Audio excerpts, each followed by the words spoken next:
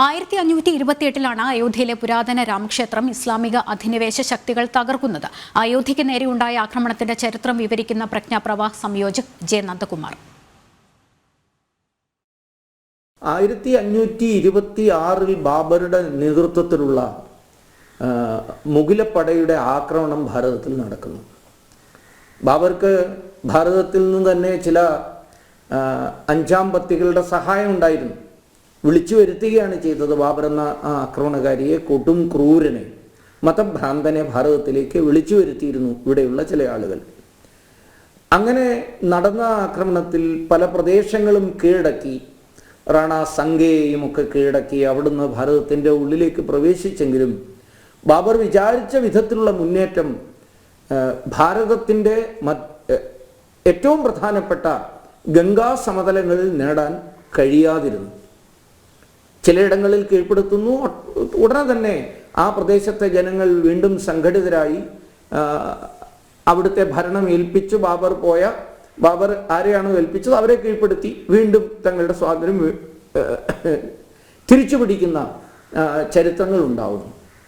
ഇതിൻ്റെ എല്ലാം ഫലമായി തനിക്ക് സ്ഥിരമായൊരു വിജയം ഭാരതത്തിൽ നേടണം, ഹിന്ദുക്കളുടെ മേലെ നേടണമെങ്കിൽ എന്തു വേണം എന്നുള്ളതിനെക്കുറിച്ച് തൻ്റെ പ്രധാനപ്പെട്ട ഉപദേശകന്മാരുമായി ചർച്ച ചെയ്യുകയും ആ ചർച്ചയുടെ ഫലമായി ബാബർ ഒരു നിഗമനത്തിൽ എത്തുകയാണ്. ബാബറും ബാബറുടെ പ്രധാനപ്പെട്ട സേനാനായകൻ മിറാബാഖിയും ഒക്കെ ചേർന്നൊരു നിഗമനത്തിൽ എത്തുകയാണ്.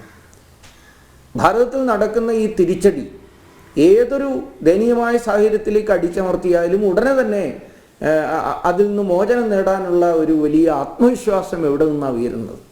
ആ ആത്മവിശ്വാസം ഭാരതത്തിൻ്റെ ആത്മവത്ത, സ്വത്വം, തനിമ, അതിൻ്റെ പ്രതിരൂപമായ ശ്രീരാമചന്ദ്രൻ്റെയും മറ്റും ജന്മസ്ഥാനത്തുള്ള ക്ഷേത്രങ്ങൾ അതിന് പ്രധാന പങ്ക് വഹിക്കുന്നതായി അവർ മനസ്സിലാക്കുകയാണ്. ഏതൊരു രാഷ്ട്രത്തെയും കീഴ്പ്പെടുത്താൻ ശത്രുക്കൾ എപ്പോഴും പരിശ്രമിക്കുന്നത് ജനങ്ങളുടെ ആത്മവിശ്വാസത്തെ കെടുത്താൻ ഉതകുന്ന ചില നടപടികൾ അത് നടത്തുക എന്നതാണ്. അപ്പോൾ അത് ഏറ്റവും പ്രധാനമായി പരീക്ഷിക്കാൻ പറ്റിയ ഇടം അയോധ്യയിലെ രാമക്ഷേത്രമാണ്.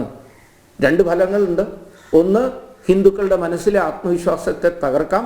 അതേപോലെ തന്നെ അങ്ങേയറ്റം സമ്പന്നമായ ക്ഷേത്രത്തിൽ നിന്ന് വിലമതിക്കാനാവാത്ത സമ്പത്ത് കട്ടുകൊണ്ടുപോകാനും കഴിയും എന്ന് നിശ്ചയിച്ച് ക്രൂരനായ ബാബർ അതിലും ക്രൂരനായ അദ്ദേഹത്തിൻ്റെ സേനാനായകനായ മിറാബാഖിക്ക് ചുമതല കൊടുക്കുകയാണ് അയോധ്യയിലെ രാമക്ഷേത്രം തകർക്കുന്നതിന്.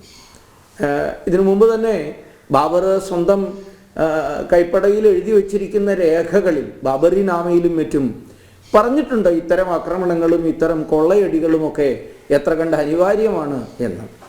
ഏതൊരു തരത്തിലുള്ള മാനസിക നിലയിൽ നിന്നാണ് ബാബർ ഇത്തരം ചില പരാമർശങ്ങൾ നടത്തിയതെന്ന് ഊഹിക്കാൻ കഴിയുന്നില്ല. പക്ഷേ പറഞ്ഞിട്ടുണ്ട് എന്നുള്ളത് വസ്തുതയാണ്. ഭാരതത്തിൽ നേരെ നോക്കാൻ കൊള്ളുന്ന വസ്തുക്കൾ ഒന്ന് മാത്രമേ ഉള്ളൂ.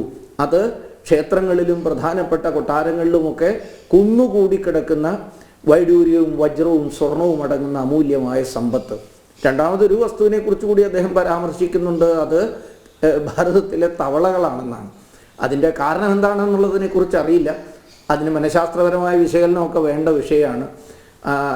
ഏതായാലും അത്തരമൊരു മനോഭാവത്തോടു കൂടി ഭാരതത്തിലേക്ക് കടന്നു വന്നു. ഒരിക്കലും ഭാരതത്തെ സമ്പന്നമാക്കാനുള്ള പ്രയത്നത്തിൽ ഏർപ്പെടുന്ന ഒരു ഭരണാധികാരിയാകാനല്ല ബാബർ ശ്രമിച്ചത്. ഭാരതത്തെ പൂർണ്ണമായും കട്ടുമുടിച്ച് നശിപ്പിച്ച് തൻ്റെ നാടിനെയും തൻ്റെ മതത്തെയും മെച്ചപ്പെടുത്താൻ മാത്രമാണ് ബാബർ ശ്രമിച്ചത്. അതിൻ്റെ ഭാഗമായിട്ടാണ് രാമക്ഷേത്രം തകർത്തതും. അവിടെ തൻ്റെ പേരിലാണോ, തനിക്ക് ഏറ്റവും ഹൃദയബന്ധമുള്ള ബാബുറിയുടെ നാമത്തിലാണോ ബാബറി മസ്ജിദ് എന്ന പേരിൽ ഒരു കെട്ടിടം സ്ഥാപിച്ചു. അതുതന്നെ ഇസ്ലാമിക വിരുദ്ധമാണ്. ഇസ്ലാമിക മതവിശ്വാസപ്രകാരം ഒരു വ്യക്തിയുടെയും പേരിൽ, അതെത്ര കേമനായ ഭരണാധികാരിയാണെങ്കിലും ഒരു വ്യക്തിയുടെയും പേരിൽ അള്ളാഹുവിൻ്റെ ഇരിപ്പിടത്തെ തയ്യാറാക്കാൻ പാടില്ല എന്നാണ്. ഇവിടെ ബാബറുടെ ആണോ, ബാബറിൻ്റെ ഹൃദയനാഥനായിരുന്ന, പലപ്പോഴും പല പേർഷ്യൻ കവിതകളും രചിച്ചിട്ടുണ്ടെന്നാണ് ബാബുറി എന്ന ചെറുപ്പക്കാരനെ കുറിച്ച് ബാബർ. ഏതായാലും ബാബുറിയുടെ പേരിലാണോ അവിടെ ആ കെട്ടിടം പടുത്തുയർത്തി.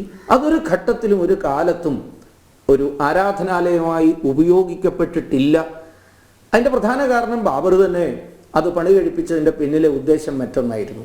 ഹിന്ദുക്കളുടെ മനസ്സിൽ എപ്പോഴും തങ്ങൾ അടിമകളാണ് എന്നുള്ള തങ്ങളുടെ മേലെ അധീശത്വം ഉറപ്പിച്ച ഒറ്റൊരു മതസ്ഥനുണ്ട് എന്ന ചിന്ത ജനങ്ങളുടെ ഉള്ളിൽ ഉണർത്താൻ വേണ്ടി മാത്രം പണിതതാണ് എന്നതുകൊണ്ട് അതിനൊരു മത ആരാധനയുമായി ബന്ധമില്ല. അവിടെ ഒരിക്കലും ഒരു ഇസ്ലാമിക മതാരാധന നടന്നിട്ടുമില്ല.